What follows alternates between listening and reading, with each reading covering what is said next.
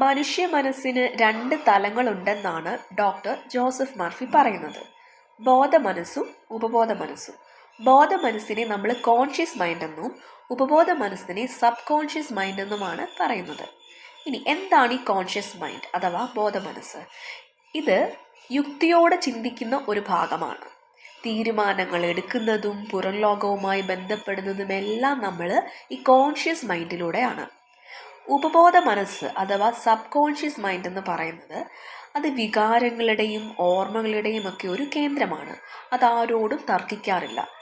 മറിച്ച് നമ്മുടെ ബോധ മനസ്സ് വിശ്വസിക്കുന്ന എന്തിനേയും സത്യമായി സ്വീകരിക്കുകയും അത് ജീവിതത്തിൽ പ്രാവർത്തികമാക്കാൻ ശ്രമിക്കുകയും ചെയ്യുന്നതാണ് ഈ ഉപബോധ മനസ്സ്. ഇനി അദ്ദേഹം ഈ ബുക്കിൽ പറയുന്ന കുറച്ച് പ്രധാന തത്വങ്ങൾ എന്തൊക്കെയാണെന്ന് നമുക്ക് നോക്കാം. ആദ്യത്തേത് ദ ലോ ഓഫ് ബിലീഫ്. വിശ്വസിക്കുന്നത് മാത്രമാണ് സംഭവിക്കുന്നത്. ഉപബോധ മനസ്സെന്ന് പറയുന്നത് ഒരു മണ്ണ് പോലെയാണ്, നല്ല ഫലഭൂഷ്ടിയായിട്ടുള്ള മണ്ണ്. അതിൽ വിതയ്ക്കുന്ന വിത്തുകളാണ് വിളവായി ലഭിക്കുന്നത്. അതായത് ഞാൻ പരാജയപ്പെടുമെന്ന് ഞാൻ ആഴത്തിൽ വിശ്വസിച്ച് കഴിഞ്ഞാൽ അതിനുള്ള സാഹചര്യം സബ് കോൺഷ്യസ് മൈൻഡ് ഒരുക്കിക്കൊണ്ടേയിരിക്കും. അതല്ല, ഞാൻ വിജയിക്കുമെന്നാണ് ഞാൻ വിശ്വസിക്കുന്നതെങ്കിൽ അതിനുള്ള വഴി നമ്മുടെ മുന്നിൽ തുറന്നു തന്നുകൊണ്ടേയിരിക്കും സബ് കോൺഷ്യസ് മൈൻഡ്.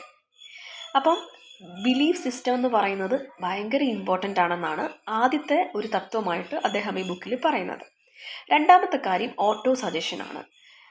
ഓട്ടോ സജഷൻ്റെ ഒരു രസകരമായ കാര്യം എന്താണെന്ന് വെച്ചാൽ എല്ലാ മനുഷ്യരും അത് അറിയാണ്ട് തന്നെ ചെയ്യുന്ന ഒരു പ്രക്രിയയാണ്. നമ്മളെല്ലാവരും പക്ഷേ 90% സമയവും നമ്മൾ നെഗറ്റീവ് കാര്യങ്ങളായിരിക്കും നമ്മളോട് പറയുന്നത്, നമ്മളോട് സജസ്റ്റ് ചെയ്ത് കൊടുക്കുന്നത്. ഇതെനിക്ക് പറ്റത്തില്ല, അതിനുള്ളൊരു കോൺഫിഡൻസ് എനിക്കില്ല, ഈ എക്സാം ഞാൻ പാസ്സാവില്ല, ഇതുപോലുള്ള കാര്യങ്ങൾ, ഇതൊക്കെ ഒരു തരത്തിലുള്ള ഓട്ടോ സജഷൻസ് ആണ്. അപ്പോൾ നമുക്ക് ചെയ്യാൻ പറ്റുന്ന എന്താണെന്ന് വെച്ചാൽ നമ്മുടെ ചിന്തകളുടെ കാര്യത്തിൽ കുറച്ച് അവയർനെസ് കൊണ്ടുവരിക. എന്നിട്ട് നല്ല നല്ല ഓട്ടോ സജഷൻസ് കൊടുക്കുക. ചെയ്യാൻ കഴിയില്ല എന്ന് അല്ല, അങ്ങനെ നമ്മൾ നെഗറ്റീവായിട്ട് തീർത്തും നമ്മൾ നെഗറ്റീവായിട്ടുള്ള സജഷൻസ് കൊടുക്കാതിരിക്കുക. നമ്മൾ നമ്മളോട് തന്നെ പറയുന്ന വാക്കുകൾക്ക് വലിയ ശക്തിയുണ്ട്. എനിക്കിത് കഴിയില്ല എന്നതിന് പകരം എനിക്കിത് ചെയ്യാൻ സാധിക്കും എന്ന് ആവർത്തിച്ചൊന്ന് പറഞ്ഞു നോക്കാം നമുക്ക്. അപ്പോൾ ഈ രീതിയിൽ നമുക്ക് നമ്മുടെ സബ് കോൺഷ്യസ് മൈൻഡിനെ റീപ്രോഗ്രാം ചെയ്യാൻ പറ്റും. പിന്നെ പറയുന്നതാണ് വിഷ്വലൈസേഷൻ. ഒരു കാര്യം നേടിക്കഴിഞ്ഞാൽ അനുഭവിക്കുന്ന സന്തോഷം മുൻകൂട്ടി മനസ്സിൽ കാണുന്നതാണ് വിഷ്വലൈസേഷൻ. നമ്മൾ ഇതിന് മുന്നത്തെ ഒരു വീഡിയോയിൽ ഡീറ്റെയിൽ ആയിട്ട് വിഷ്വലൈസേഷനെ കുറിച്ച് പറയുന്നുണ്ട്. അപ്പോൾ ഉറങ്ങുന്നതിന് തൊട്ട് മുമ്പ് നമ്മുടെ ലക്ഷ്യങ്ങൾ നേടിയതായി സങ്കല്പിക്കുന്നത് സബ് കോൺഷ്യസ് മൈൻഡിൽ ആഴത്തിൽ പതിയാൻ സഹായിക്കും. അപ്പോൾ ഉറങ്ങുന്ന ടൈമിലും അല്ലെ ഉണരാൻ പോകുന്ന ടൈമിലും ഒക്കെ സബ് കോൺഷ്യസ് മൈൻഡ് ഓപ്പൺ ആയിരിക്കും എന്നാണ് പഠനങ്ങൾ പറയുന്നത്. അപ്പോൾ ഈ സമയത്ത് നമ്മുടെ ഫീലിങ്സിനെ നേരെ സബ് കോൺഷ്യസിലേക്ക് കൊടുക്കുക. അപ്പം ഇതാണ് മറ്റൊരു രീതി. പിന്നെ ഈ ബുക്കിൽ അദ്ദേഹം ഒരുപാട് ചെറിയ കഥകൾ പറയുന്നുണ്ട്. കഥകളെന്ന് പറഞ്ഞാൽ ഈ സബ് കോൺഷ്യസ് മൈൻഡിൻ്റെ പവർ കൊണ്ട് അസുഖത്തിൽ നിന്ന് മുക്തി നേടി വന്നവർ, അല്ലെങ്കിൽ ജീവിതത്തിലെ പ്രതികൂലമായ സാഹചര്യങ്ങളിൽ നിന്ന് രക്ഷപ്പെട്ടു വന്നവർ, അപ്പോൾ അങ്ങനെ ഒരുപാട് ചെറിയ കഥകൾ പറയുന്നുണ്ട്. അപ്പം ഞാൻ ഒരു ചെറിയ കഥ, അദ്ദേഹം അതിൽ മെൻഷൻ ചെയ്ത ഒരു ചെറിയ കഥ ഇപ്പോൾ ഇവിടെ പറയാം. അപ്പോൾ അദ്ദേഹത്തിൻ്റെ ഈ കഥയിൽ പറയുന്ന ആ വ്യക്തി മാരകമായിട്ടുള്ള ശ്വാസകോശ സംബന്ധമായുള്ള ഒരു അസുഖമുള്ളൊരു വ്യക്തിയാണ്. ട്യൂബർകുലോസിസ് പോലെയുള്ള എന്തോ ഒരു അസുഖം. പക്ഷെ ഡോക്ടേഴ്സൊക്കെ കൈവിട്ടു, ഇനി രക്ഷയില്ലെന്നാണ് പറഞ്ഞത്. പക്ഷെ അദ്ദേഹം ഒരു ഭീരുവല്ലായിരുന്നു. പെട്ടെന്ന് അങ്ങനെ മരണത്തിലേക്ക് പോകാൻ അദ്ദേഹത്തിന് താല്പര്യമില്ലായിരുന്നു.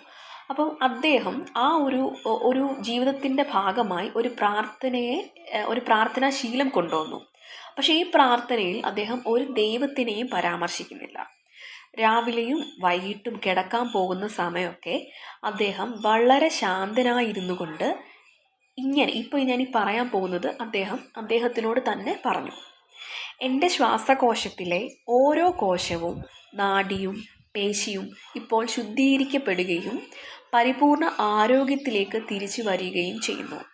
എനിക്ക് ലഭിച്ചുകൊണ്ടിരിക്കുന്ന ഈ ആരോഗ്യത്തിന് ഞാൻ നന്ദി പറയുന്നു. അപ്പം ഇത് അദ്ദേഹം റിപ്പീറ്റഡ് ആയിട്ട് ഒരുപാട് തവണ ഇതിങ്ങനെ പല ദിവസങ്ങളിൽ അദ്ദേഹം ഇത് പ്രാക്ടീസ് ചെയ്തു.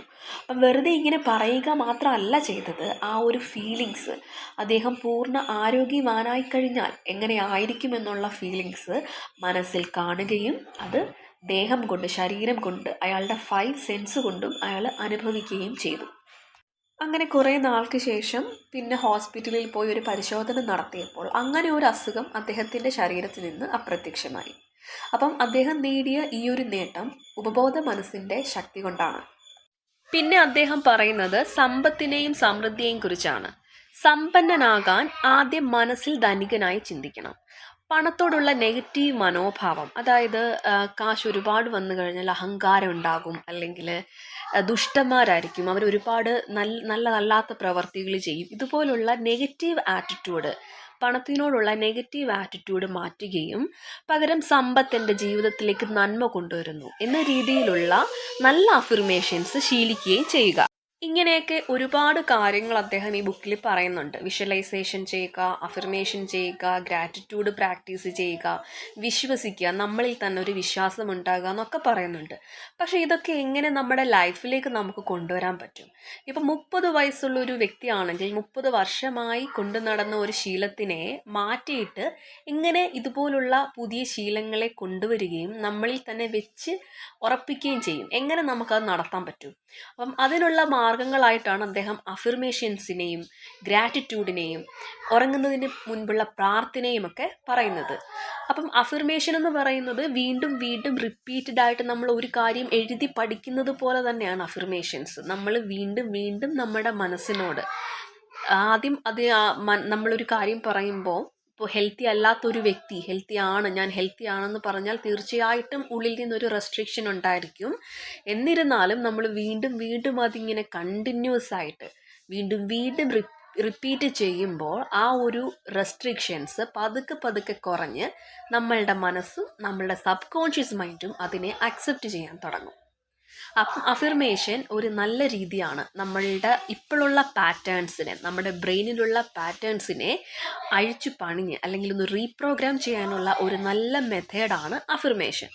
രണ്ടാമതായിട്ട് പറയുന്നത് ഉറക്കത്തിന് മുൻപുള്ള പ്രാർത്ഥന. അതും ഒരു രീതിയിലുള്ള അഫിർമേഷനാണ്, അല്ലെങ്കിൽ ഓട്ടോ സജഷനാണ്.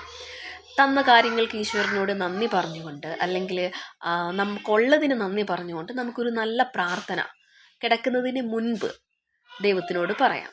അതുപോലെ മൂന്നാമത്തെ കാര്യമാണ് ഗ്രാറ്റിറ്റ്യൂഡ്.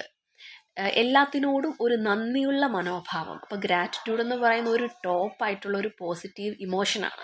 അപ്പം എപ്പോഴും ആ ഒരു ഇമോഷൻസ് കീപ്പ് ചെയ്യുവാണെങ്കിൽ സ്വാഭാവികമായിട്ടും ഒരുപാട് നല്ല കാര്യങ്ങളെ നമ്മുടെ ലൈഫിലേക്ക് ആകർഷിച്ചുകൊണ്ട് വരുമെന്നാണ് അദ്ദേഹം പറയുന്നത്. അപ്പം ഇതിൻ്റെ ഒരു സമ്മറി, ഈ ബുക്കിൻ്റെ ഒരു സമ്മറി പറയുകയാണെങ്കിൽ, നമ്മുടെ ജീവിതത്തിൻ്റെ ശില്പി എന്ന് പറയുന്നത് നമ്മളാണ്. നമ്മുടെ ചിന്തകളെ മാറ്റുന്നതിലൂടെ നമ്മുടെ വിധിയെ മാറ്റാൻ സാധിക്കുമെന്നാണ് അദ്ദേഹം പറയുന്നത്. സബ് കോൺഷ്യസ് മൈൻഡിൻ്റെ അപാരമായ ശക്തിയെ തിരിച്ചറിയുകയും അത് ശരിയായ രീതിയിൽ ഉപയോഗിക്കുകയും ചെയ്യുക എന്നതാണ് ഈ പുസ്തകത്തിൻ്റെ ശരിക്കുമുള്ള സമ്മറി. അപ്പോൾ ഈ വീഡിയോ എല്ലാവർക്കും ഇഷ്ടമായെന്ന് വിശ്വസിക്കുന്നു. സബ്സ്ക്രൈബ് ചെയ്യാത്തവർ സബ്സ്ക്രൈബ് ചെയ്യുക. അപ്പോൾ ഇതുപോലുള്ള സെൽഫ് ഹെൽപ്പ് ടോപ്പിക്സുമായിട്ട് ഞാൻ വീണ്ടും വരും. താങ്ക്